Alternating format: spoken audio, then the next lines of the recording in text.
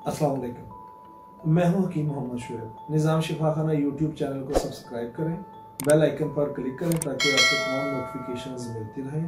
और इसी तरह निज़ाम शिफा खाना फेसबुक पेज को लाइक भी करें और फॉलो भी करें और शेयर भी करें। व्यूअर्स, हमारा जो टॉपिक है वो ये है नाक के गदूद का देसी टोटका और ऑपरेशन से कैसे बचा जाए। व्यूअर्स, ये इसकी तादाद बहुत ज़्यादा है मरीज़ों की।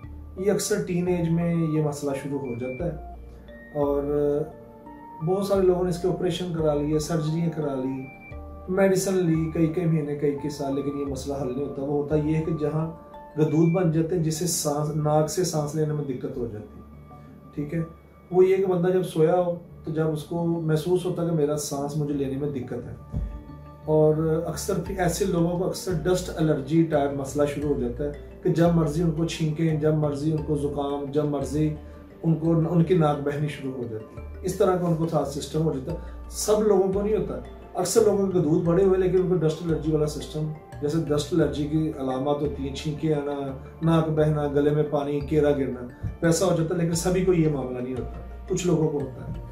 अच्छा, ये जो गदूद हैं इसका व्यूअर्स जो मामला है कि उसमें ये गदूद जो है पूरा साल एक जैसे नहीं रहते, ये कम या ज़्यादा भी हो जाते हैं। मतलब आपकी कोई खुराक ऐसी आप खा रहे हैं जिससे थोड़े लो हो जाते हैं, मरीज़ को कुछ सुकून महसूस होता है। कभी किसी खुराक से ये ज़्यादा भी हो जाते हैं। फिर होता ये कि आपको कभी मौसमी को नज़ला ज़ुकाम हो गया और आपकी नाक में कोई रेशा या गले में रेशा जम गया, गदूद आपके पहले ही ज़्यादा है, ऊपर से रेशा नाक में जम गया, फिर सांस लेने में बहुत ज़्यादा दुश्वारी होती है। लेकिन अगर जिसको नाक में ये रेशे का मसला है, अगर उसको ये नाक की हड्डी टेढ़ी होने का और गदूद पैदा होने का मसला नहीं है तो उनकी सांस कुछ ना कुछ चलती रहती है। लेकिन अगर रेशा बलगम भी हो जाए और ऊपर से नाक में गदूद भी हो तो फिर काफ़ी ज़्यादा परेशानी हो जाती है। फिर इसका जो घरेलू टोटका है वो बड़ा ही आसान है। आपने सरसों का तेल लेना है खालिस, सरसों का तेल खालिस।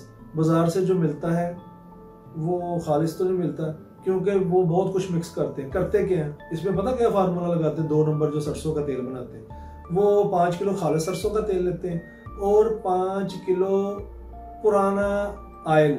ये जो ऑयल आप होटलों पे नहीं इस्तेमाल होता फ्राई में, ये जो ऑयल कुकिंग ऑयल होता है वो वहां से उठाते हैं, क्योंकि ये जो बड़े बड़े होटल है वहां पे ट्रेंड ये है कि उन्होंने उसके अंदर 2-3 बार तलाई करनी है, चिकन या जो भी वो तलाई करते हैं, फ्राई करते हैं, उसको पका के वो घी ज़ाया कर देते हैं, क्योंकि उसमें चिकनाई की मकदार काफ़ी ज़्यादा बढ़ जाती है। फिर क्योंकि वो जो क्रंच बना रहे होते हैं वो क्रंच नहीं बनता, ये रीज़न होती है। वो जो कुकिंग ऑयल है ना वो वहाँ से 20-30-40 रुपये लीटर में उठा लेते हैं, उठा के ना उसको एक बार फिल्टर कर लेते हैं। 5 किलो वो और 5 किलो वो डाल के ना सरसों का तेल और 5 किलो ये खराब कुकिंग ऑयल ये मिक्स कर देते हैं और बाजार में बेच देते हैं। ये है सरसों का तेल हमारे आजकल जो खराबी कर रहे हैं।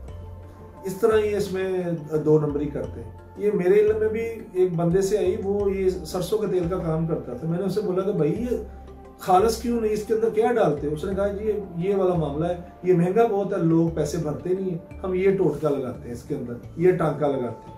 अल्लाह रहम फरमाए। खैर बात किसी और तरफ चली गई। अच्छा, सरसों का तेल लेना है आपने खालिस। खालिस इस तरह से लेना है कि आपने पता करना है दाएं बाएं आपने कि सरसों का तेल खालिस से मिलता कहाँ से। वो लेके आपने उसको किसी ड्रॉपर में डाल देना। ड्रॉपर का मतलब है किसी प्लास्टिक बोतल में किसी जगह डाले ड्रॉपर जिसमें वो कतरे गिरे। अगर आपको वो ड्रॉपर अवेलेबल नहीं हो रहा किसी वजह से तो फिर उसको थोड़े आपके लिए फिर मुश्किल आएगी। वो आप ये फिर करें कि लेकिन कतरे फिर डालना मुश्किल है, फिर ज़्यादा नाक में चला जाएगा। आप बस समझ लें, मैं आपको बता देता हूँ। आपने जब आपने सोना है, सोने लगना है, आपने लेट के सर बिल्कुल ऊपर उठा लेना, ठीक है, और 5 कतरे सरसों के तेल के दाएं तरफ, 5 कतरे बाएं तरफ डाल लेने और डालने इस तरह से कि आपको महसूस हो गई है अंदर गले में तक चला गया है। ठीक है, ये आपको 4 से 6 हफ्ते काम करें, आपका जो ये गदूद बड़े हुए ये सुकड़ जाएंगे, ये गदूद सुकड़ जाएंगे। ये समझ लें कि इसका घरेलू टोटका है ये, आप ऑपरेशन से बच जाएंगे इंशाल्लाह। मुझे उम्मीद है कि और जितने लोगों ने ये किया वो बच गए हैं ऑपरेशन से, आप भी बच जाएंगे। ठीक है, और इसका अच्छा अगर आप किसी ऐसे इलाके में आपके पास ये ड्रॉपर नहीं मिल रहा है जिसमें आपने सरसों का तेल डालना है तो फिर आप ऐसा करें, किसी मेडिकल स्टोर से कोई आई ड्रॉप्स ले लें, कोई ईयर ड्रॉप्स, कोई भी ड्रॉप्स ले लें, ٹھیک ہے، سستا سا لے کے اس کو ضائع کر لیں، اس بوتل کو خالی کر لیں، اس میں سرسوں کا خالص تیل ڈال کے اپنے پاس رکھ لیں۔ اگر آپ کسی ایسے علاقے میں جہاں آپ کو ڈراپ پر خالی نہیں مل رہے، ہم تو بڑے شہر میں، جیسے میں فیصل آباد میں کسی بھی جگہ پہ جاؤں گا، پنساری والے کے پاس یہ بازار مجھے خالی میں مل جائیں گے، بڑے شہروں میں مل جاتے ہیں، چھوٹے شہروں میں اکثر نہیں ملتے یا دیہاتوں میں نہیں ملتے۔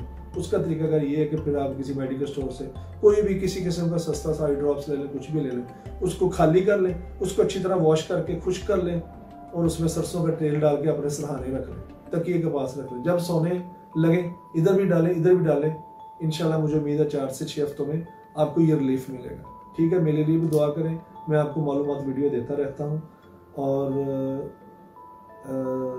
اس ویڈیو کو لائک بھی کریں، شیئر بھی کریں، اچھے کمنٹس بھی دیں۔ السلام علیکم۔